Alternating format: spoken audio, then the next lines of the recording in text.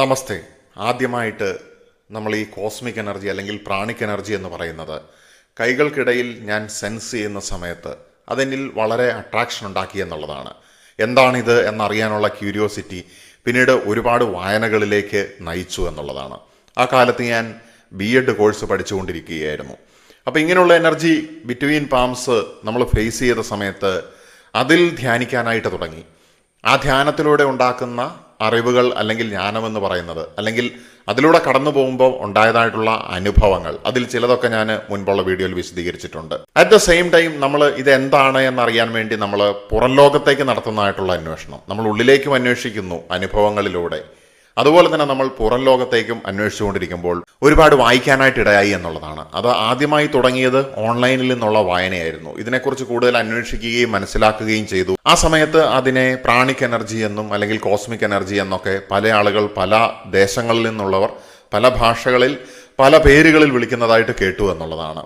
ആ എനർജി പിന്നീട് അതുമായിട്ട് ബന്ധപ്പെട്ട ധ്യാനത്തിലൂടെയും അല്ലെങ്കിൽ അത് വെച്ചിട്ട് ചിലപ്പോൾ ഡിസ്റ്റന്റ് ഹീലിംഗ് ചെയ്യുക, അല്ലെങ്കിൽ അത് വെച്ചിട്ട് അടുത്തുള്ള ആളുകൾക്ക് അത് സെൻസ് ചെയ്യിപ്പിക്കുക, അതുപോലെ തന്നെ മറ്റുള്ളവരുടെ അത്തരത്തിലുള്ള എനർജി സെൻസ് ചെയ്യുക, ഇങ്ങനെയുള്ള കുറേ കാര്യങ്ങളിലൂടെ കടന്നുപോയി. അപ്പോൾ ഈ സാധാരണ രീതിയിലുള്ള ഒരു ധ്യാനം എന്നതിനപ്പുറത്തേക്ക് ഇപ്പോൾ കേവല ബ്രീത്തിങ് മെഡിറ്റേഷനോ അല്ലെങ്കിൽ യോഗ മാത്രമോ അങ്ങനെയുള്ള ഒരു രീതിയിലല്ല പോയത്. ഈ എനർജിയെ അടിസ്ഥാനമാക്കിയിട്ടുള്ള ധ്യാനം അങ്ങനെയായിരുന്നു പോയത്. ബിക്കോസ് ഞാൻ മുൻപ് വീഡിയോ പറഞ്ഞിട്ടുണ്ട്, ഇതിനെ നമ്മൾ സെൻസ് ചെയ്ത് കഴിഞ്ഞിട്ടുണ്ടെങ്കിൽ ഇത് തന്നെ നമ്മളെ ഗൈഡ് ചെയ്യുമെന്നുള്ളത്. അപ്പോൾ അതിനുശേഷം എനിക്ക് കുറച്ചും കൂടി വ്യക്തമായിട്ടുള്ള സ്പിരിച്വൽ എക്സ്പീരിയൻസസ് ഉണ്ടാകാനായിട്ട് തുടങ്ങി എന്നുള്ളതാണ്.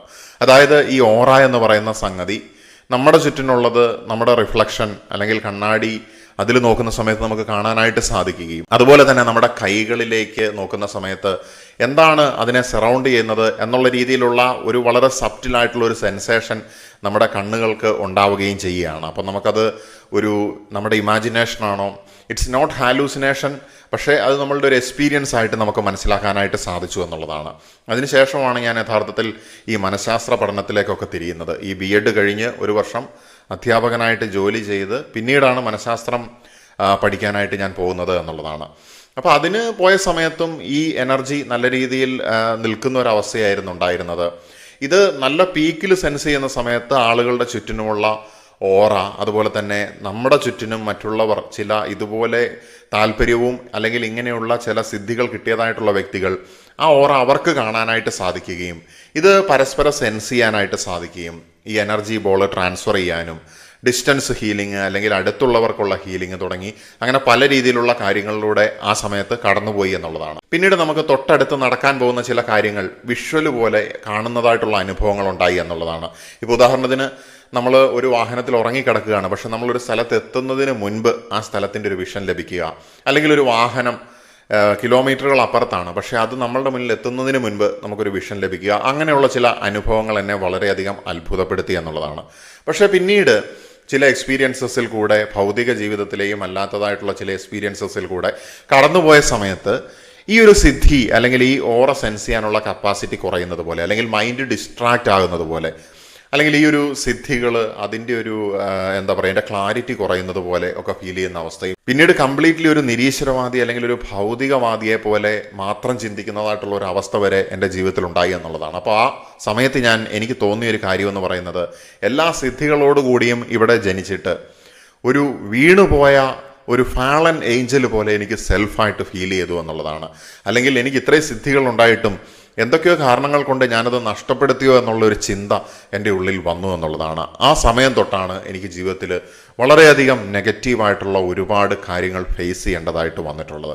അപ്പോൾ ചെറുപ്പകാലത്ത് മുത്തശ്ശനോടൊപ്പമുള്ള നടത്തങ്ങളും അദ്ദേഹത്തിനൊപ്പമുള്ള സംഭാഷണങ്ങളും അവിടെ നിന്ന് കിട്ടുന്നതായിട്ടുള്ള ഇത്തരത്തിലുള്ള നിഗൂഢമായിട്ടുള്ള ജ്ഞാനവും ഇത്തരത്തിലുള്ള ആത്മീയ വിദ്യകളും അങ്ങനെ കടന്നു പോകുന്ന സമയത്ത് പിന്നീട് അദ്ദേഹം ഈ ഭൗതിക ലോകത്ത് നിന്ന് വേർപെട്ടു പോയെങ്കിലും പിന്നീട് അത് വായനയിലേക്ക് വഴിമാറി. അപ്പോഴാണ് എനിക്ക് മനസ്സിലാകുന്നത് ഇദ്ദേഹം പറഞ്ഞിരിക്കുന്ന കാര്യങ്ങൾ ഇങ്ങനെയൊക്കെ എഴുതപ്പെട്ടിട്ടുണ്ട്, അല്ലെങ്കിൽ ഇത് എത്രമാത്രം മഹത്തരമാണ്, സ്പിരിച്വാലിറ്റിയുടെ ആഴങ്ങളിലേക്ക് പോകുമ്പം ഇത് എത്രമാത്രം ഇമ്പോർട്ടൻ്റ് ആണ് എന്നുള്ള, വാല്യൂബിൾ ആണ് എന്നുള്ള ഒരു തിരിച്ചറിവ് ആ സമയത്താണ് യഥാർത്ഥത്തിൽ ഉണ്ടാകുന്നത് എന്നുള്ളതാണ്.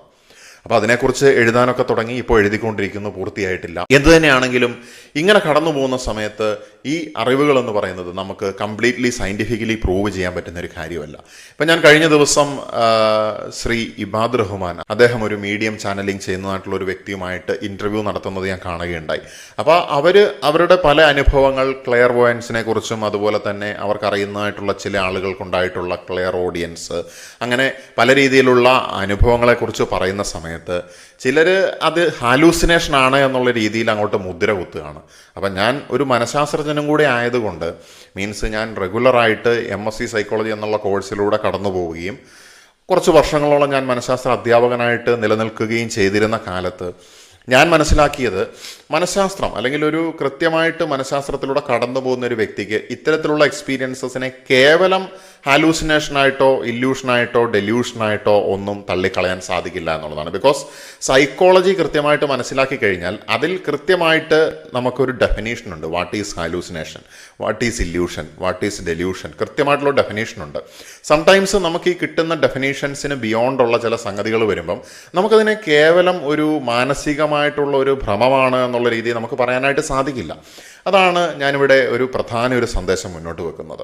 എന്ന് കരുതി ഒരു മനുഷ്യൻ കാണിക്കുന്ന എല്ലാ കോപ്രായങ്ങളും ആത്മീയതയാണ് എന്നും നമുക്ക് അംഗീകരിക്കാനായിട്ട് സാധിക്കില്ല. അപ്പോൾ ഈ കാണുമ്പോൾ തന്നെ, ഈ പറയുന്ന കേൾക്കുമ്പോൾ തന്നെ നിങ്ങൾക്ക് മനസ്സിലാവുന്നുണ്ട്, ദർ ആർ 2 എക്സ്ട്രീംസ് ഉണ്ട്. Middle path is the golden path. അപ്പോൾ ബുദ്ധൻ പറഞ്ഞതായിട്ടുള്ള ആ കാര്യം വളരെ പ്രധാനമാണ്. ഏത് മേഖലയിലാണെങ്കിലും ഈ മിഡിൽ പാത്ത് എന്ന് പറയുന്നത് ഗോൾഡൻ പാത്താണ്. ഇപ്പോൾ ഭക്ഷണം കഴിക്കുന്ന കാര്യം, നമ്മൾ ഒരുപാട് ഭക്ഷണം കഴിക്കുകയാണെങ്കിൽ നമുക്ക് പല രീതിയിലുള്ള അസുഖങ്ങൾ വരും. എന്നാൽ ഭക്ഷണം തീരെ കുറവാണെങ്കിലും നമുക്കതിനനുസരിച്ചിട്ടുള്ള അസുഖങ്ങൾ വരും. എന്നാൽ ഇപ്പം ജപ്പാനിലൊക്കെയുള്ള ചില കീഴ്വഴക്കങ്ങൾ പോലെ നമ്മുടെ വയറ് ഫുള്ളായിട്ട് നിറയുന്നില്ല, ഒരു 1/4 ഭാഗം നമ്മൾ നിറഞ്ഞു, അങ്ങനെ അമിതമായിട്ട് കഴിക്കുന്നില്ല. അപ്പോൾ അതിൻ്റെ ഗുണമുണ്ട്. ദാറ്റ് ഈസ് മിഡിൽ പാത്ത് എന്നുള്ളതാണ്. അപ്പോൾ നമ്മൾ ഈ ഫിലോസഫിയിലായാലും മനഃശാസ്ത്രത്തിലായാലും എന്തൊരു കാര്യത്തിനെ വിലയിരുത്തുന്ന സമയത്താണേലും ഈ മിഡിൽ പാത്ത് അല്ലെങ്കിൽ ഈ ന്യൂട്രൽ ഫേസിൽ നിൽക്കുന്ന ആളാണ് ബാലൻസ്ഡും കാമുമായിട്ട് നമുക്ക് കാണാനായിട്ട് സാധിക്കുന്നത്.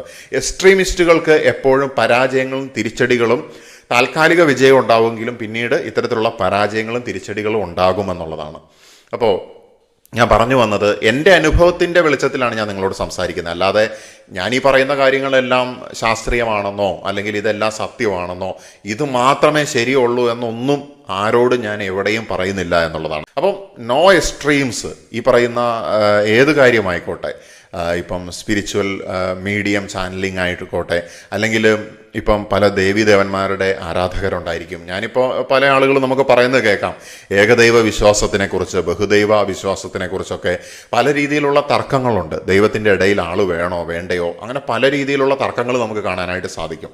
ഇതിന് രണ്ടിനും അതിൻ്റേതായിട്ടുള്ള ഗുണങ്ങളും ദോഷങ്ങളും ഉണ്ട് എന്നുള്ളതാണ്. അപ്പോൾ ഇതിനെ രണ്ടിനെയും ഇങ്ങനെയുള്ള അവസ്ഥകളുണ്ട് എന്നുള്ളതും, നമുക്കൊരു ഹയർ പവറിലേക്കാണ് നമുക്ക് അത്താണിയായിട്ടുണ്ട്, അല്ലെങ്കിൽ നമ്മളെ ഹെൽപ്പ് ചെയ്യാനായിട്ടുണ്ട്, ഒരു സോഴ്സ് ഉണ്ട്, ഒരു ക്രിയേറ്റർ ഉണ്ട് എന്നുള്ള രീതിയിൽ ചിന്തിക്കുമ്പോൾ അത് ചിലപ്പം ഓരോരുത്തരുടെ രീതിയിൽ, ഓരോ സംസ്കാരങ്ങളുടെ രീതിയിൽ ഓരോ ദൈവങ്ങൾക്ക് പേഴ്സോണിഫിക്കേഷൻ വന്നു എന്നുള്ളതാണ്. ദൈവത്തിനെ പേരിട്ട് വിളിക്കുന്നതായിട്ടുള്ള അവസ്ഥ വന്നു എന്നുള്ളതാണ്. വാട്ട് എവർ ഇറ്റ് ഈസ്, അത് എന്തു ആയിക്കൊള്ളട്ടെ. ഞാൻ പറഞ്ഞത് middle path is the golden path. അപ്പം നമ്മൾ ഈ ആത്മീയ സിദ്ധികൾ നമുക്ക് ചിലപ്പോൾ ജീവിതത്തിൽ നല്ല രീതിയിൽ വിസിബിളായിട്ട് വരും. ചില സമയത്ത് നമുക്ക് സ്വപ്നങ്ങളിലൂടെയൊക്കെ ഒരുപാട് ദർശനങ്ങൾ ലഭിക്കും, നമ്മുടെ ഓറ ശക്തമാകും. അപ്പോൾ എൻ്റെ ജീവിതത്തിൽ ഉണ്ടായ ഈ ആത്മീയ അനുഭവങ്ങൾ, ഒരുപാട് ആത്മീയതയിലൂടെ കടന്ന് വന്നിട്ട് നല്ല പീക്ക് ലെവലിൽ എത്തിയ സമയത്തുണ്ടാകുന്ന ഒരു സെറ്റ് ബാക്ക് എന്ന് പറയുന്ന ആ ഒരു അവസ്ഥ, പക്ഷേ അവിടെ വിട്ടുകൊടുക്കാനായിട്ട് എനിക്ക് മനസ്സുണ്ടായിരുന്നില്ല. ഞാൻ വീണ്ടും നോളജ് വർദ്ധിപ്പിച്ചുകൊണ്ടേയിരുന്നു. അപ്പോൾ അങ്ങനെ മുന്നോട്ട് പോകുന്ന സമയത്ത് ഒരു dark night of the soul എന്ന് പറയുന്ന ഒരു എക്സ്പീരിയൻസ് ആയിരുന്നു അത് എന്നുള്ളത് നമ്മൾ പിന്നീട് മനസ്സിലാക്കുകയാണ്. അപ്പോൾ എല്ലാവരുടെ ജീവിതത്തിലേക്ക് എടുത്തു നോക്കുന്ന സമയത്തും നമുക്ക് ഈ dark night of the soul എന്ന് പറയുന്ന ഈ ഒരു അവസ്ഥ നമുക്ക് കാണാനായിട്ട് സാധിക്കും. അപ്പോൾ നമ്മൾ ഒരുപക്ഷെ ഇങ്ങനെ സ്പിരിച്വലി മുന്നോട്ട് പോകുമ്പോൾ ചിലപ്പോൾ നമുക്ക് അഹങ്കാരം വന്നേക്കാം, അല്ലെങ്കിൽ എങ്ങനെയാണ് ബാലൻസ് ചെയ്യേണ്ടത് എന്നുള്ളത് നമുക്ക് മനസ്സിലാക്കാനായിട്ട് സാധിച്ചിട്ടുണ്ടാവില്ല, അല്ലെങ്കിൽ നമ്മളുടെ ഈഗോ ചിലപ്പോൾ വളർന്നേക്കാം, അല്ലെങ്കിൽ നമ്മൾ അതിനേക്കാൾ വലിയ കുഴികളിൽ പോയി ചാടിയിട്ടുണ്ടാകാം. ഇങ്ങനെ പല രീതിയിലുള്ള സംഭവങ്ങൾ ഉണ്ടാകാനുള്ള സാധ്യതയുണ്ട് എന്നുള്ളതാണ്. പക്ഷേ ഇപ്പോൾ വീണ്ടും ഈ റീസെൻ്റ് ആയിട്ടുള്ള കാലത്ത് വീണ്ടും എനിക്ക് പല രീതിയിലുള്ള സ്പിരിച്വൽ എക്സ്പീരിയൻസസ് പതിയെ തിരിച്ചു വരികയും, അതുപോലെ തന്നെ ഈ കോസ്മിക് എനർജി കൂടുതൽ ശക്തമായിട്ട് സെൻസ് ചെയ്യാനും ബിറ്റ്വീൻ ദ പാം അത് നമുക്ക് സെൻഡ് ചെയ്യാനായിട്ടും സാധിക്കുന്ന രീതിയിലേക്ക് അനുഭവങ്ങളൊന്നും കൂടെ ക്ലിയർ ആയിട്ട് വരികയാണ്. അപ്പം നമ്മുടെ മനസ്സ് ശാന്തമാവുകയാണ്, നമ്മുടെ ശരീരം ശാന്തമാവുകയാണ്, കേവല ഇല്യൂഷൻ, ഹാലൂസിനേഷൻ എന്നൊക്കെ പറയുന്നതിനപ്പുറത്തേക്ക് സബ്റ്റിലായിട്ടുള്ള ഇത്തരത്തിലുള്ള മെറ്റഫിസിക്കലായിട്ടുള്ള പാരസൈക്കോളജിയുടെ ലെവലിൽ നിൽക്കുന്നതായിട്ടുള്ള ഇത്തരത്തിലുള്ള അനുഭവങ്ങളെ നിരാകരിക്കാതെ തന്നെ നമ്മളെ ബുദ്ധിയെയും കൂടി ബാലൻസ് ചെയ്തുകൊണ്ട് അതിനെ മനസ്സിലാക്കിക്കൊണ്ട് നമ്മൾ മുന്നോട്ട് പോകുന്ന സമയത്ത് നമുക്ക് പുതിയ വാതായനങ്ങൾ തുറന്നു വരികയാണ്. സോ ഈ വീഡിയോയിൽ ഞാൻ ഈ പറഞ്ഞുകൊണ്ടിരിക്കുന്നതും ഇത് തന്നെയാണ്. നമുക്ക് സെറ്റ് ബാക്കുകൾ ഉണ്ടാകുന്ന സമയത്ത് അത് പ്രപഞ്ചത്തിൻ്റെ ഒരു റീബിൽഡിംഗ് ആണ് എന്നുള്ളതാണ്. And that is the moment നമ്മുടെ ഓറയെ ഏറ്റവും ശക്തമാക്കുന്നതായിട്ടുള്ള അവസരമാണത്. അപ്പം നമ്മളിങ്ങനെ ഗ്രോ ചെയ്ത് പോവുകയാണ് എന്ന് നമ്മൾ വിചാരിക്കുമ്പോഴും ഒരടി കിട്ടി വീഴുന്ന സമയത്ത്, റീബിൽഡിങ് വരുന്ന സമയത്ത് നമ്മുടെ ഓറ കൂടുതൽ പവർഫുള്ളും കൂടുതൽ ഷൈനിങ്ങുമായിട്ട് മാറുകയാണ്. നമ്മുടെ വിസ്ഡം, അതിൻ്റെ ഡെപ്ത് വർദ്ധിക്കുകയാണ്. നമ്മുടെ നോളജ് നമുക്ക് വർദ്ധിപ്പിക്കാം, പക്ഷേ വിസ്ഡത്തിൻ്റെ ഡെപ്താണ് എപ്പോഴും വർദ്ധിച്ചുകൊണ്ടിരിക്കുന്നത്. സോ നമുക്ക് പലപ്പോഴും തകർച്ച പോലെ തോന്നുന്നത് പ്രപഞ്ചത്തിൻ്റെ പുനർനിർമ്മാണമാണ്. അപ്പം നമ്മുടെ ഈ ഡാർക്ക് നൈറ്റ് എന്ന് പറയുന്ന അവസ്ഥ, ഇരുണ്ട ദിവസങ്ങൾ എന്ന് പറയുന്നത് പണിഷ്മെൻ്റ് അല്ല, അത് ഇന്നർ റീബിൽഡിങ് തന്നെയാണ് എന്നുള്ളതാണ് അടുത്തതായിട്ടുള്ള ഇന്നത്തെ വീഡിയോയിലെ പ്രധാനപ്പെട്ട ഒരു സന്ദേശം എന്ന് പറയുന്നത്. എനർജി നഷ്ടപ്പെട്ടു എന്ന് തോന്നുന്ന സമയത്ത് നമ്മുടെ ആത്മാവ് ഡീപ്പർ ലെവലിൽ ശാന്തമാവുകയാണ്. അതായത് നമുക്ക് ഈ ഭൗതിക ലോകത്തിലെ കാര്യങ്ങൾ എന്ത് ചെയ്താലും അവിടെ താളപ്പിഴകൾ ഉണ്ടാവുകയാണ്. ജീവിതത്തിൽ ഒരുപാട് തിരിച്ചടികൾ ഉണ്ടാവുകയാണ്. എന്ത് ചെയ്തിട്ടും ശരിയാകുന്നില്ല, മനസ്സിന് സന്തോഷമില്ല, ഒരുപാട് ടെൻഷൻ, ചിലപ്പം ഡിപ്രഷനിലേക്ക് പോലും പോകുന്നത് പോലെ നമുക്ക് തോന്നിപ്പോവുകയാണ്. അല്ലെങ്കിൽ നമ്മൾ ശാരീരികമായിട്ട് പല രീതിയിലുള്ള ബുദ്ധിമുട്ടുകളിലൂടെ കടന്നു പോവുകയാണ്. ഈ സ്പിരിച്വലി ഫാളൻ ചെയ്ത സമയത്ത് എനിക്കുണ്ടായ ഒരു അനുഭവമായിരുന്നു നിരന്തരമായിട്ട് വന്നുകൊണ്ടിരുന്നതായിട്ടുള്ള മൈഗ്രെയിൻ പോലുള്ള പ്രശ്നങ്ങൾ. പിന്നീട് അത് നല്ല രീതിയിൽ അങ്ങ് മാറിപ്പോയി എന്നുള്ളതാണ്. പിന്നീട് അത് നമ്മൾ ഓവറായിട്ട് ഫിസിക്കൽ വർക്ക് ചെയ്യുമ്പം കണ്ണിനൊക്കെ ഒത്തിരി സ്ട്രെയിൻ കൊടുക്കുന്ന സമയത്ത് മാത്രം വരുന്നു എന്നുള്ള അവസ്ഥയിലേക്കൊക്കെ അത് കുറഞ്ഞു വന്നു എന്നുള്ളതാണ്. അപ്പോൾ ഈ ആത്മാവ് ഡീപ്പർ ലെവലിൽ ശാന്തമാകുന്നു എന്ന് പറയുന്ന സമയത്ത് നമുക്കത് ഭൗതിക ജീവിതത്തിൽ ഒരു വീഴ്ചയായിട്ടാണ് തോന്നുന്നത്. സോ ആത്മാവ് ഡീപ്പർ ലെവലിൽ ശാന്തമാകുമ്പോൾ നമ്മൾ നമ്മുടെ ഭൗതിക ജീവിതവും അതിനോടൊപ്പം തന്നെ ശാന്തമാക്കാനായിട്ട് ശ്രമിക്കുക, അല്ലെങ്കിൽ അലൈൻ ചെയ്യാനായിട്ട് ശ്രമിക്കുക. ആ സമയത്ത് നമ്മുടെ ശരീരം അല്ലെങ്കിൽ നമ്മളുടെ ഭൗതിക ജീവിതവും നമ്മുടെ ആത്മാവ്, ഒരു കുറച്ചും കൂടി വ്യക്തമായിട്ട് പറഞ്ഞിട്ടുണ്ടെങ്കിൽ നമ്മുടെ ആത്മാവിനൊപ്പം നമ്മുടെ ശരീരം, നമ്മുടെ ബുദ്ധി, നമ്മുടെ മനസ്സ്, ഇതൊക്കെ ഒന്ന് ശാന്തമാകാനായിട്ട്, കാമാകാനായിട്ട് ആഗ്രഹിക്കുകയാണ്. അപ്പോൾ അതൊരു തകർച്ച പോലെയാണ് നമ്മൾ പെർസീവ് ചെയ്യുന്നത്. ആൻഡ് ഞാൻ പറയുകയാണ്, ആ തകർച്ച എന്ന് പറയുന്നത് റീബിൽഡിങ്ങിന് വേണ്ടിയിട്ടുള്ളതാണ്, പുനർനിർമ്മാണത്തിന് വേണ്ടിയിട്ടുള്ളതാണ്. ഈ തകർച്ച ഉണ്ടായിട്ടുണ്ടെങ്കിൽ മാത്രമാണ് നമ്മൾ പഴയതിനെ പൊളിച്ചിട്ട് പുതിയതിലേക്ക് വരുന്നത് എന്നുള്ളതാണ്. Most of the time these type of fall ഉണ്ടാകുന്ന സമയത്ത് നമ്മുടെ ഈഗോയാണ് പ്രധാനമായിട്ടും തകർക്കപ്പെടുന്നത്. നമ്മുടെ ഈഗോ ആകുന്ന ഷെൽ പൊട്ടിച്ചു കളയുന്ന സമയത്ത് ആ മുട്ടയിൽ നിന്ന് ഒരു പുതിയതായിട്ടുള്ള ഫീനിക്സ് പക്ഷിയെ പോലെ നമ്മൾ ഉയർത്തെഴുന്നേക്കുന്നത് നമുക്ക് അനുഭവിക്കാനായിട്ട് സാധിക്കും. ഞാൻ മുൻപ് ഒരു പോസ്റ്റർ പോസ്റ്റ് ചെയ്ത സമയത്ത്, അതായത് നിന്റെ തകർച്ച കാണാനായിട്ട് കാത്തിരിക്കുന്ന വ്യക്തികൾ നിന്റെ ഉയർച്ച കാണും എന്നുള്ളൊരു പോസ്റ്ററാണ് എന്നാണ് എൻ്റെ ഓർമ്മ.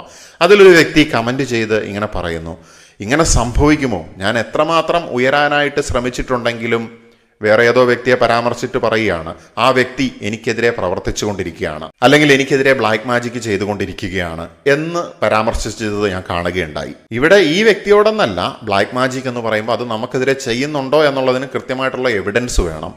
അത് ചെയ്യാൻ അറിയുന്ന ആളുകളാണോ ചെയ്യുന്നത് എന്നുള്ളത് നമുക്ക് മനസ്സിലാക്കാനായിട്ട് സാധിക്കണം. വാട്ട് എവർ ഇറ്റ് ഈസ്, ആര് എത്ര ശക്തനായിട്ടുള്ള, എത്ര കൊടികുത്തിയ ദുർമന്ത്രവാദിയെ കൊണ്ട് ബ്ലാക്ക് മാജിക് ചെയ്യിപ്പിച്ചിട്ടുണ്ടെങ്കിലും നമ്മുടെ ഓറ നമുക്ക് ശക്തമായിട്ട് നിർത്താനായിട്ട് സാധിക്കുന്നുണ്ടെങ്കിൽ, നമ്മുടെ മനസ്സിനെ നമുക്ക് ശക്തമായിട്ട് നിർത്താനായിട്ട് സാധിക്കുന്നുണ്ടെങ്കിൽ, നമ്മുടെ ശരീരത്തിനെ നമുക്ക് ബാലൻസ്ഡ് ആയിട്ട് നിർത്താനായിട്ട് സാധിക്കുന്നുണ്ടെങ്കിൽ, നമ്മുടെ ഭൗതിക ജീവിതത്തിനെ നമുക്ക് വലിയ കുഴപ്പങ്ങളില്ലാതെ മുന്നോട്ട് കൊണ്ടുപോകാനായിട്ട് സാധിക്കുന്നുണ്ടെങ്കിൽ നമുക്ക് ശാന്തതയും ഹാപ്പിനെസ്സും നിലനിർത്താനായിട്ട് സാധിക്കും. ഞാൻ പറയുകയാണ്, നമ്മൾ അനുഭവിക്കുന്ന കാംനെസ്, സന്തോഷം എന്നൊക്കെ പറയുന്നത് നമ്മളിലേക്ക് വന്നു വീഴുന്നതായിട്ടുള്ള കാര്യങ്ങളല്ല.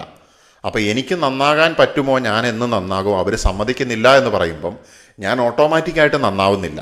അവർ സമ്മതിച്ചിട്ടില്ല എങ്കിലും, അതായത് അവർ ഡിസ്റ്റൻസിലിരുന്നിട്ടാണ് ചെയ്യുന്നത്, അല്ലെങ്കിൽ അവർ നമ്മുടെ നേരിട്ടുള്ള ജീവിതത്തിൽ ഇടപെടുന്നുണ്ട്, എന്തു തന്നെയാണെങ്കിലും നമ്മുടെ ഭൗതിക ജീവിതത്തിൽ നമ്മൾക്ക് ബൗണ്ടറീസും അതുപോലെ തന്നെ അസേർട്ടീവും ആകുന്ന സമയത്ത് ഒരു പരിധിവരെ മറ്റുള്ളവരുടെ പ്രവർത്തനങ്ങളെ നമുക്ക് പ്രതിരോധിക്കാനായിട്ട് സാധിക്കും. ആത്മീയ ജീവിതത്തിലേക്ക് വരുന്ന സമയത്തും അവരിനി അങ്ങനെ ചെയ്യുന്നുണ്ട്. ഒരു ശക്തനായിട്ടുള്ള മന്ത്രവാദിയെ കൂട്ടുപിടിച്ചുകൊണ്ടോ അല്ലെങ്കിൽ സ്വയമോ ഇത്തരത്തിലുള്ള ദുർമന്ത്രവാദം എനിക്കെതിരെ ചെയ്യുന്നുണ്ട് എന്ന് നമുക്ക് പെർസീവ് ചെയ്യാനായിട്ട് സാധിക്കുകയാണെങ്കിൽ പോലും നമ്മൾ ഉള്ളിൽ ശക്തരാಗಿ കഴിഞ്ഞിട്ടുണ്ടെങ്കിൽ ഈ വകയ്ക്കൊന്നും നമ്മുടെ ഉള്ളിലേക്ക് പ്രവേശിക്കാനായിട്ട് സാധിക്കില്ല എന്നുള്ളതാണ്. നമ്മുടെ ഉള്ളിലേക്ക് വരുന്ന കാര്യങ്ങളല്ല, നമ്മുടെ ഉള്ളിൽ നിന്ന് പുറത്തേക്ക് പോകുന്ന കാര്യമാണ് നമ്മളെ ശുദ്ധനും അശുദ്ധനും ആക്കി മാറ്റുന്നത് എന്നുള്ളതാണ്. ഇപ്പോൾ ജീസസ് ക്രൈസ്റ്റ് ഒക്കെ ഇത്തരത്തിലുള്ള ഇൻസൈറ്റ് തന്നത് നമുക്ക് അറിയാനായിട്ട് സാധിക്കുമെന്നുള്ളതാണ്. സോ ആരാണോ ഈ ദുഷ്പ്രവൃത്തി ചെയ്യുന്നത് അവർക്ക് തന്നെയാണ് അതിൻ്റെ തിരിച്ചടി ഉണ്ടാകുക. ഇപ്പോൾ ഒരു മനുഷ്യൻ നശിക്കണം, അല്ലെങ്കിൽ അവൻ്റെ വസ്തുവകകൾ എനിക്ക് കൈക്കലാക്കണം, അവൻ്റെ സൗഭാഗ്യം എനിക്ക് വേണമെന്ന് ഒരു വ്യക്തി നിരന്തരമായിട്ട് ആഗ്രഹിക്കുന്ന സമയത്ത് ആ വ്യക്തിയും ഇവിടെ ചെയ്യുന്നത് മന്ത്രവാദം പോലെ തന്നെയുള്ള പ്രവൃത്തിയാണ്.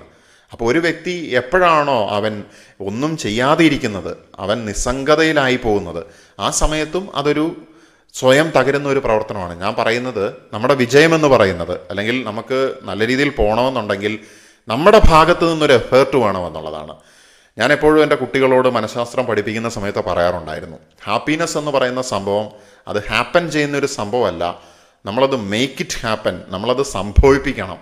Happiness is an active process എന്നുള്ളതാണ്. വന്ന് വീഴുന്നതിനേക്കാളും നമ്മൾ നേടിയെടുക്കുന്നതായിട്ടുള്ള, നമ്മൾ ആക്വയർ ചെയ്യുന്നതായിട്ടുള്ള ഒരു സ്റ്റേജാണ് സന്തോഷകരമായിട്ടുള്ള ജീവിതം എന്ന് പറയുന്നത്. അപ്പോൾ നമ്മൾ മനസ്സിലാക്കേണ്ടത്, നമ്മളുടെ ഈ വീഴ്ച അല്ലെങ്കിൽ ഈ നമ്മളുടെ ഈ പെയിൻ എന്ന് പറയുന്നത് നമ്മളെ വീക്കനാക്കിയിട്ടില്ല, നമ്മളെ തകർത്തിട്ടുമില്ല, അതിനപ്പുറത്തേക്ക് നമ്മളെ റീബിൽഡ് ചെയ്യുകയാണ്. അതിലും പ്രധാനമായിട്ട് വേദന വരുന്ന സമയത്ത് നമ്മുടെ പല ഇല്യൂഷൻസും പൊളിഞ്ഞു വീഴുകയാണ്. ഇപ്പം നമ്മുടെ ചുറ്റിനും ഒരുപാട് ആളുകളുണ്ടായിരിക്കും. നമ്മൾ വിചാരിക്കും എല്ലാവരും എന്നോട് വളരെ സ്നേഹത്തോടെയാണ് പെരുമാറുന്നത്, എല്ലാവർക്കും എന്നോട് ആത്മാർത്ഥതയുണ്ട്, ജീവിതത്തിൽ ഒരിക്കലും അവർ ചതിക്കുകയില്ല. നമ്മൾ ചിലപ്പോൾ ഏറ്റവും അടുത്ത ആളുകളായിരിക്കും, അല്ലെങ്കിൽ അടുത്ത സുഹൃത്തുക്കളായിരിക്കും. ഇങ്ങനെയൊക്കെ നമ്മൾ വിചാരിച്ചിരുന്നിട്ടുണ്ടെങ്കിൽ പോലും കൃത്യമായിട്ടുള്ള സമയത്ത് അവരുടെ ദുഷ്കർമ്മങ്ങൾ, ദുഷ്പ്രവർത്തികൾ ചിലപ്പോൾ പുറത്തു വരാനുള്ള സാധ്യതയുണ്ട്. അത് നമുക്ക് വേദന ഉണ്ടാക്കും, നമ്മൾ തകർന്നു എന്ന് തോന്നും.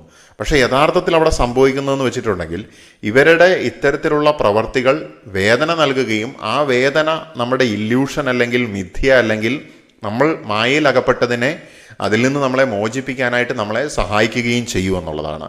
പെയിൻ എന്ന് പറയുമ്പം അവിടെ ഒരുപക്ഷെ മുറിവുണ്ടായിരിക്കും.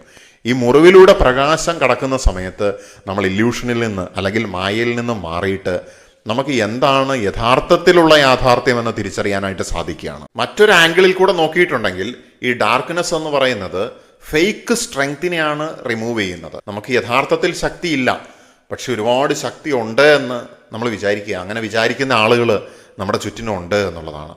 അപ്പോൾ അവർ ഓവർ കോൺഫിഡൻ്റ് ആയിരിക്കും, അവർ മറ്റുള്ള ആൾക്കാരെ അണ്ടർ എസ്റ്റിമേറ്റ് ചെയ്യും, മറ്റുള്ളവരുടെ തകർച്ച കാണാനായിട്ട് കാത്തിരിക്കും. പല രീതിയിലുള്ള പ്രവർത്തികൾ കാഴ്ചവെച്ചിട്ടുണ്ടെങ്കിലും നീതിമാനായിട്ടുള്ള വ്യക്തിക്ക് അത് അമ്പിളിയമ്മാവനെ നോക്കി ഒരു നായ കുരച്ചാൽ എങ്ങനെ ഇരിക്കുമോ അതുപോലെ മാത്രമാണ് എന്നുള്ളതാണ്.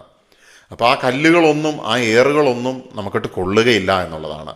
പക്ഷേ ഇവിടെ യഥാർത്ഥത്തിൽ സംഭവിക്കുന്നത് നമ്മളായാലും ഇത്തരത്തിലുള്ള വ്യക്തികളായാലും ഇത്തരത്തിലുള്ള പെയിൻ ഉണ്ടാകുന്ന സമയത്ത്, വൂണ്ട് ഉണ്ടാകുന്ന സമയത്ത് ഇല്ലാതിരുന്നൊരു ശക്തി നമ്മൾ ഉണ്ടായിരുന്നു എന്ന് വിചാരിക്കുന്ന ആ ഒരു ഇല്യൂഷനാകുന്ന ആ മിഥ്യാധാരണയും ആ ഫേക്കായിട്ടുള്ള സ്ട്രെങ്ത്, ആ വ്യാജ ശക്തിയും അവിടെ തകർക്കപ്പെടുകയാണ് എന്നുള്ളതാണ്. നമ്മളെ ഹർട്ട് ചെയ്യുന്ന ആളുകൾ തന്നെയാണ് യഥാർത്ഥത്തിൽ അൺനോയിങ്ലി നമ്മുടെ ഓറേനെ ശക്തിപ്പെടുത്തുന്നത് എന്നുള്ളതാണ്.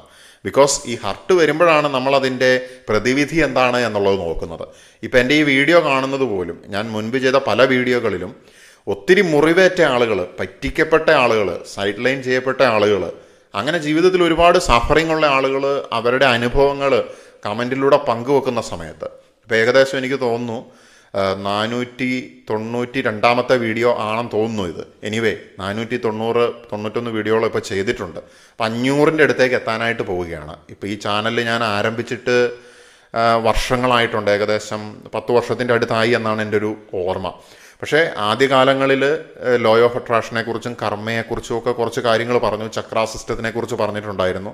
പിന്നീട് ചില വിഷയങ്ങളൊക്കെ വഴിമാറിപ്പോയി. എങ്കിലും ഞാൻ പിന്നീട് ഒരു ബ്രേക്ക് എടുക്കുകയുണ്ടായി. ആ ബ്രേക്കിന് ശേഷം വീണ്ടും റിട്ടേൺ ആയ സമയത്ത് ഈ മേഖലയിലേക്ക് തന്നെ ഫോക്കസ്ഡായിട്ട് വന്നു ചേരുകയാണ്. അപ്പോൾ യഥാർത്ഥത്തിൽ ഞാൻ ആ ബ്രേക്കിലായിരുന്നത് എൻ്റെ ജീവിതത്തിൽ ഉണ്ടായതായിട്ടുള്ള dark night of the soul എന്ന് പറയുന്ന വർഷങ്ങൾ നീണ്ടതായിട്ടുള്ള പ്രോസസ്സിൻ്റെ സമയത്ത് തന്നെ ആയിരുന്നു എന്നുള്ളതാണ്. പക്ഷേ ഞാൻ മാനസികമായിട്ടോ ശാരീരികമായിട്ടോ ഒന്നും എന്നെ അതിന് തകർക്കാനായിട്ട് സാധിച്ചില്ല എന്നുള്ളതാണ്. എനിക്ക് സ്ട്രെസ്സ് തന്നു, എനിക്ക് ടെൻഷൻ തന്നു, എനിക്ക് ബുദ്ധിമുട്ട് തന്നു, എനിക്കൊരുപാട് ഡിലേ ഉണ്ടാക്കി, എൻ്റെ ഗ്രോത്തിനെ അത് തടയാനായിട്ട് കാരണമായി. പക്ഷേ അതിനൊക്കെ തകർത്തെറിഞ്ഞിട്ട് മുന്നോട്ട് വരുമ്പോൾ ഇങ്ങനെ ഇത്രയും വീഡിയോകളിലൂടെ ഇപ്പോൾ ഞാൻ കഴിഞ്ഞ ദിവസങ്ങളിലൊക്കെ നോക്കുന്ന സമയത്ത് 48 അവേഴ്സിൽ ഏകദേശം 1,00,000 ആളുകൾ കണ്ടുകൊണ്ടിരിക്കുക. 2 ദിവസം കൊണ്ട് 1,00,000 ആളുകൾ എന്നെ ശ്രവിക്കുന്നു എന്ന് പറയുമ്പോൾ, പണ്ട് ഞാൻ ഓഫ്ലൈനായിട്ട് ട്രെയിനിങ് ചെയ്ത സമയത്ത് മാസങ്ങൾ കൊണ്ട് അല്ലെങ്കിൽ ഏകദേശം ഒരു വർഷത്തിൻ്റെയൊക്കെ മുകളിൽ ട്രെയിനിങ് നടത്തി കഴിഞ്ഞപ്പോഴാണ് 1,00,000 പേര് കംപ്ലീറ്റ് ആയത്.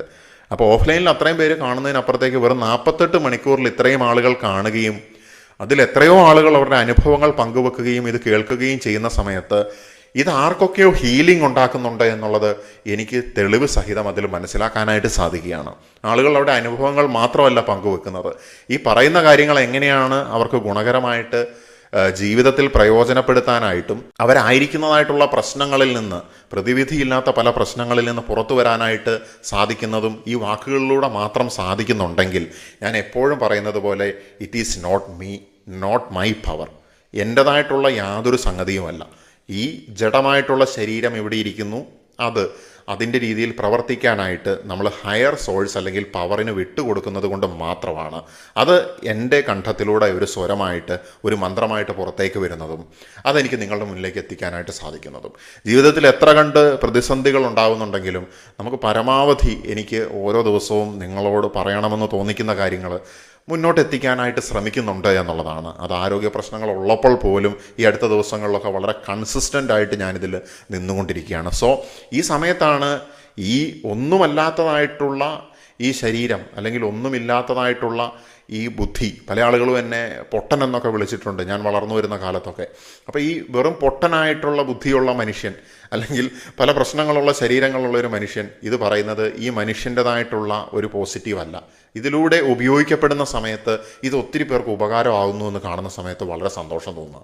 കാരണം അതാണ് എൻ്റെ ജീവിതത്തിലെ ഏറ്റവും വലിയ കാര്യം. ഞാൻ ഇത്രയും വർഷം ജീവിച്ചതിൽ എൻ്റെ ജീവിതത്തിലെ ഏറ്റവും വലിയ കാര്യം, ഞാൻ പറയുന്ന കാര്യങ്ങൾ ആർക്കൊക്കെയോ ഹീലിംഗ് നടത്തുന്നുണ്ടെങ്കിൽ അത് തന്നെയാണ്. ഞാൻ എന്തുകൊണ്ട് പറയുന്നു എന്ന് വെച്ച് കഴിഞ്ഞിട്ടുണ്ടെങ്കിൽ, ആരോടും മിണ്ടില്ല എന്നുള്ള പഴി ചെറുപ്പം തൊട്ടേ കേട്ട ഞാൻ, അവൻ ആരോടും മിണ്ടാനുള്ള കഴിവില്ല, ഓഡിയൻസിനെ ഫേസ് ചെയ്യാനായിട്ട് സാധിക്കില്ല എന്ന് പല ആളുകൾ എൻ്റെ പിതാവിൻ്റെ അടുത്ത് പറയുന്ന സമയത്ത് അദ്ദേഹം വിഷമിക്കുന്നത് ഞാൻ കണ്ടിട്ടുണ്ട്. ഞാനിങ്ങനെ അധികം സംസാരിക്കില്ലായിരുന്നു. നാട്ടുമ്പുറത്തുള്ള ആളുകൾക്ക് സംസാരിക്കാത്തവരെ കാണുമ്പോൾ അവർക്കെന്തോ ജാടയാണ്, അഹങ്കാരമാണ്, അല്ലെ കഴിവില്ലാത്ത ഒരാളാണ് എന്നുള്ള രീതിയിലൊക്കെയാണ് പെർസീവ് ചെയ്യുന്നത്. അപ്പോൾ ചില ആളുകൾ, ചില ബന്ധുക്കളൊക്കെ അച്ഛൻ്റെ അടുത്ത് തന്നെ ഇങ്ങനെ പറഞ്ഞു.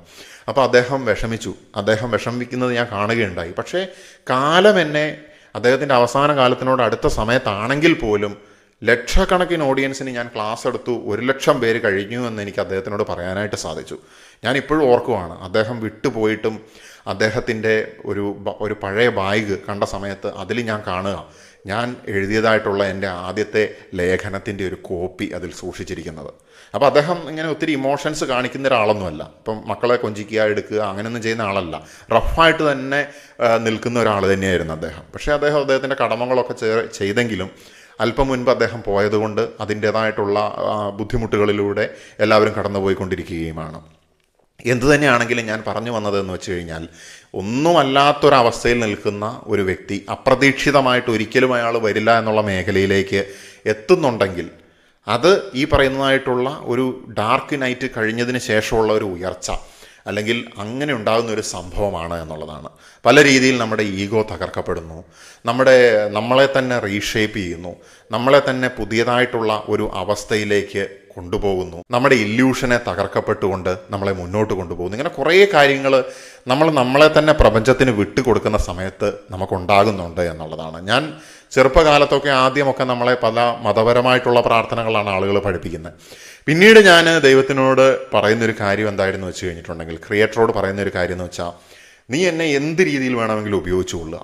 അതിപ്പം നാളെ എന്നെ ഇവിടെ നിന്ന് എടുത്തു കൊണ്ടുപോവുകയാണ്, മരണപ്പെട്ടു പോവുകയാണ്, അങ്ങനെ ആയെങ്കിലും കുഴപ്പമില്ല. പല സമയത്തും ഞാൻ പ്രാർത്ഥിച്ചിട്ടുണ്ട്. പ്രാർത്ഥന എന്ന് പറയുന്നതിനെക്കുറിച്ച് ഞാൻ മുൻപ് പറഞ്ഞിട്ടുണ്ട്. അവബോധമാണ് വേണ്ടത്, പ്രാർത്ഥനയെക്കാളും അപ്പുറത്തേക്ക് നമുക്ക് വേണ്ട കാര്യങ്ങളെക്കുറിച്ച് ഞാൻ പറഞ്ഞിട്ടുണ്ട്. എനിവേ, ഞാൻ ചെറുപ്പത്തിൽ പ്രാർത്ഥിച്ചിട്ടുണ്ട്, എൻ്റെ ആയുസിൻ്റെ ഒരു പോർഷൻ എടുത്തിട്ട് ഇന്നയാൾക്ക് കൊടുക്കുക, അയാൾ കുറച്ചു കാലം കൂടെ ജീവിക്കട്ടെ. കാരണം എനിക്ക് അദ്ദേഹത്തിനോട് അത്രയും ഇഷ്ടപ്പെട്ട വ്യക്തിയായിരുന്നു അദ്ദേഹം എന്നുള്ളതാണ്. അപ്പം അങ്ങനെയൊക്കെ പ്രാർത്ഥിച്ചിട്ടും ആ കുട്ടിയുടെ പ്രാർത്ഥന ഒരു ദൈവവും കേട്ടില്ല. അപ്പോഴാണ് എനിക്ക് മനസ്സിലായത്, ഈ പ്രാർത്ഥന എന്ന് പറയുന്നതിനപ്പുറത്തേക്ക് നമുക്ക് വേണ്ടത് അവബോധമാണ്, നമുക്ക് വേണ്ടത് ബോധമണ്ഡല വികാസമാണ് എന്നുള്ളത്. സോ ഞാൻ പറയുകയാണ്, ബിട്രയൽ ആയാലും ലോൺലിനെസ് ആയാലും റിജക്ഷൻ ആയാലും ഫയറിൽ കത്തിയ ആത്മാവാണ് കൂടുതൽ പ്രകാശിക്കുന്നത്. ഇത് ഞാനോ നിങ്ങളോ അല്ല, ഇത് എന്നെ കേൾക്കുന്നതായിട്ടുള്ള വിമർശന ബുദ്ധിയോടെയും അല്ലെങ്കിൽ വളരെ താല്പര്യത്തോടെയും എന്നെ കേൾക്കുന്നതായിട്ടുള്ള വ്യക്തികളുണ്ടാവും. ന്യൂട്രലായിട്ട് കേൾക്കുന്നവരുണ്ടാവും. എല്ലാവരോടും ഞാൻ പറയുകയാണ്, എന്നോട് തന്നെ എൻ്റെ ഈ സന്ദേശം എന്ന് പറയുന്നത്, ഇറ്റ് ഈസ് നോട്ട് ഞാനോ നിങ്ങളോ അല്ല, നമ്മുടെ ഈ ഭൗതിക ശരീരമോ നമ്മുടെ ബുദ്ധിയോ അല്ല, ഇറ്റ് ഈസ് ഓർ സോൾ എന്നുള്ളതാണ്. അതായത് നമ്മുടെ ആത്മാവാണ്. നമ്മുടെ ആത്മാവിനൊപ്പമാണ് നമ്മളെപ്പോഴും സഞ്ചരിച്ചു കൊണ്ടിരിക്കുന്നത്. അതിനറിയാം വഴി എന്താണ്, അതിനറിയാം സത്യം എന്താണ്, അതിനറിയാം നമ്മുടെ ജീവൻ എന്തിനു വേണ്ടിയാണ്, അതിനറിയാം നമ്മുടെ പർപ്പസ് എന്തിനു വേണ്ടിയാണ്. അതുകൊണ്ട് ഏതൊക്കെ വ്യക്തികൾ നമുക്കെതിരെ വന്നിട്ടുണ്ടെങ്കിലും, നമ്മളുടെ തകർച്ച ആഗ്രഹിക്കുന്നുണ്ടെങ്കിലും, നമ്മുടെ സോൾ പർപ്പസ് എന്നൊക്കെ നമ്മൾ പറയാറില്ലേ, അതിനൊപ്പം നമ്മൾ സഞ്ചരിക്കുന്ന സമയത്ത് ആർക്കും നമ്മളെ ഒരു പോറൽ പോലും ഏൽപ്പിക്കാനായിട്ട് സാധിക്കില്ല എന്നുള്ളതാണ്. നമ്മുടെ ഇൻറ്റൻഷൻ ക്ലിയർ ആണ് എന്നുണ്ടെങ്കിൽ നമുക്ക് വേണ്ടതായിട്ടുള്ള വഴി പ്രപഞ്ചം നമ്മളുടെ മുന്നിൽ തെളിച്ചു തരും എന്നുള്ളതാണ്. ബട്ട് നമ്മുടെ ഭാഗത്ത് നിന്ന് എഫേർട്ട് വേണം. എഫേർട്ട് ഇടുന്ന സമയത്തുണ്ടാകുന്ന റിസൾട്ട് അല്ലെങ്കിൽ സൈമിൾട്ടേനിയസ് ആയിട്ട് നടക്കുന്ന ഒരു കാര്യമാണ് ആക്ഷൻ എന്ന് പറയുന്നത്. ആൻഡ് ദാറ്റ് ആക്ഷൻ എന്ന് പറയുന്ന കാര്യത്തിനെയാണ് നമ്മൾ കർമ്മ എന്നുള്ള പേരിട്ട് വിളിച്ചുകൊണ്ടിരിക്കുന്നത് എന്നുള്ളതാണ്. സോ നമ്മുടെ കർമ്മം, അതാണ് ഏറ്റവും പ്രധാനപ്പെട്ട ഒരു കാര്യമെന്ന് പറയുന്നത് ഈ ഭൗതിക ജീവിതത്തിൽ. സോ വൂൺസ് എന്ന് പറയുന്നത് നമ്മുടെ ഗേറ്റ് വേ ഓഫ് ലൈറ്റ് ആയിട്ട് മാറുകയാണ്.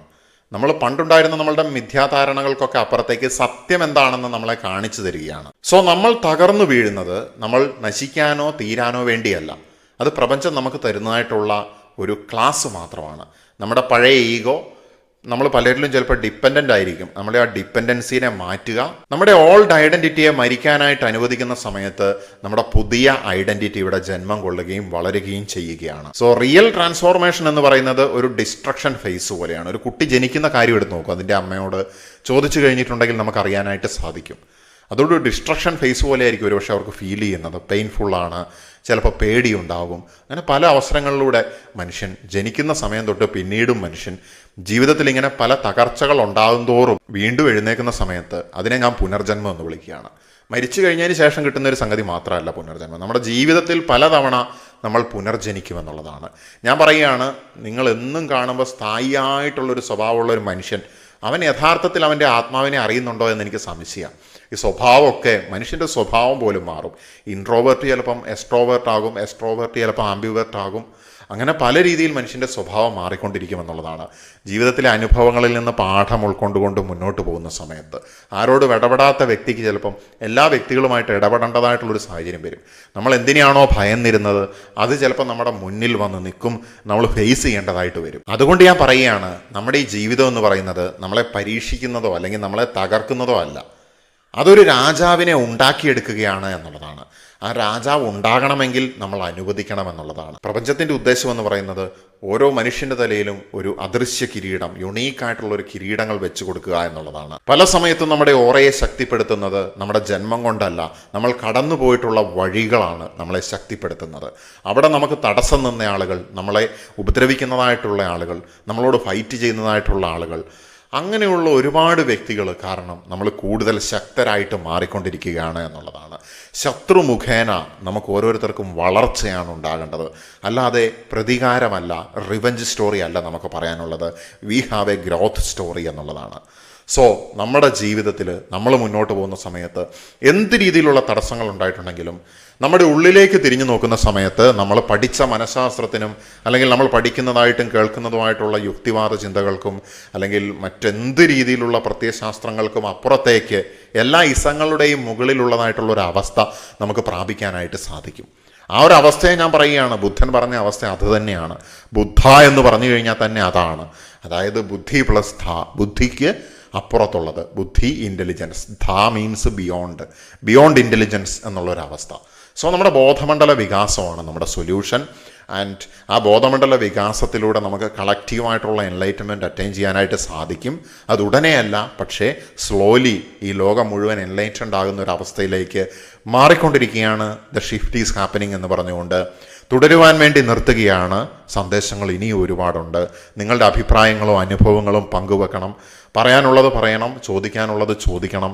വിമർശനങ്ങളും അതുപോലെ തന്നെ അപ്രീസിയേഷനും എല്ലാ കാര്യങ്ങളും പങ്കുവെക്കുക എന്ന് വിനയപൂർവ്വം അഭ്യർത്ഥിച്ചുകൊണ്ട് നിർത്തുകയാണ്. നമസ്തേ.